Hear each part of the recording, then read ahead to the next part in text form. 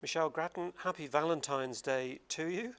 But it's not all hearts and kisses for the government at the moment. We find that unemployment's rising. The IMF has said that taxes should go up or spending must come down.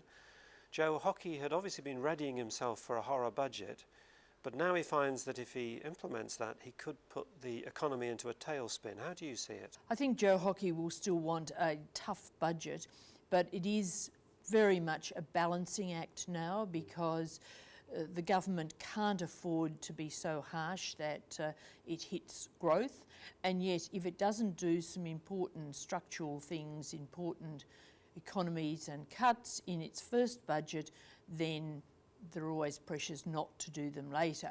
So the timing of some of these cuts will be important, but that brings political problems too, because if you make the timing later in the cycle, if you announce them but say, well, this will happen in a couple of years, lo and behold, there's an election looming. So it's a difficult economic act, it's a difficult political act in terms of the juggling that needs to be done. And on the back of the unemployment news of 6% unemployment rate, the government has renewed its pressure on Labour to help repeal the carbon and the mining taxes. Do you think this is effective pressure on Labour, or has the electorate moved on from those? I don't think Labor's going to alter its attitude, and now we're only a few months away from the new Senate. Tony Abbott, when he was talking to the Joint Parties meeting this week, named as one of the really important points of the year the first couple of weeks after July 1, when the new Senate comes in. So all the attention, apart from a bit of political rhetoric now, but all the attention really is on getting that legislation through at that point. But let's put this in perspective. The carbon tax repeal is not going to be some miracle for the economy. Maybe it contributes a little bit, but basically it's only a minor factor. Moving away from the economy to Indigenous affairs, which has been certainly in the news this week, continuing from his Australia Day speech, the Prime Minister has directly addressed the gap in life expectancy between Indigenous and non-Indigenous people, and the gap in literacy and health and quality of life generally. He's raised the stakes symbolically. What can he do practically? The report he presented to Parliament on closing the gap, which looks at the targets that was set first under the Rudd government, showed a pretty mixed picture. Some areas had made progress towards the targets, but other areas, for example employment, which had actually slipped back slightly in terms of the progress made, and also literacy, numeracy, presented a fairly bleak picture.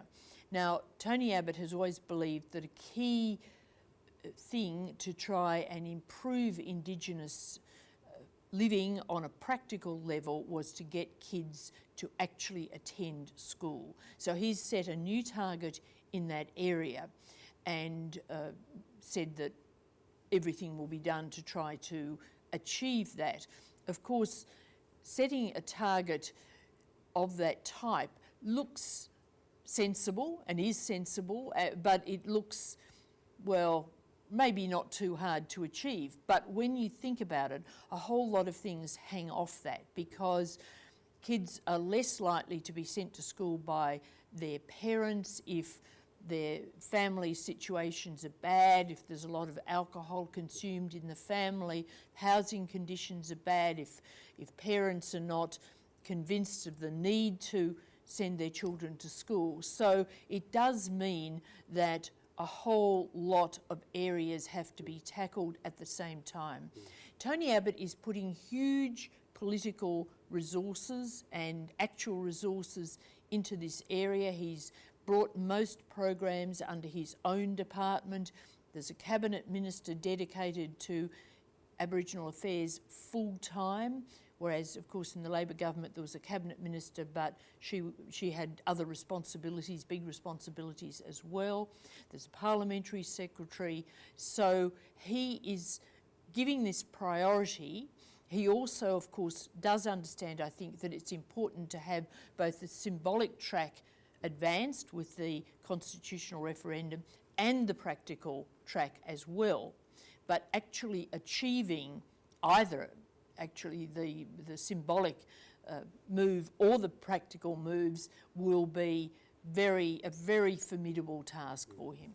He's got support from prominent Indigenous people like Chris Sara and the Stronger Smarter Institute, but a lot of what he's trying to do comes under the Northern Territory's jurisdiction. Which is on the same side of politics as him, is that a help or a hindrance to him?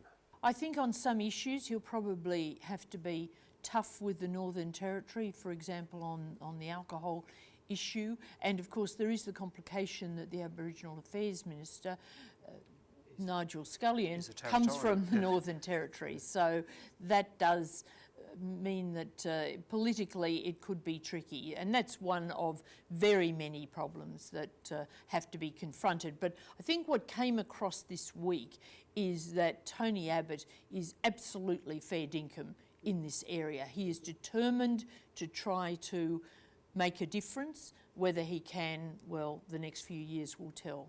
Michelle Grattan, thank you very much. Thanks a lot.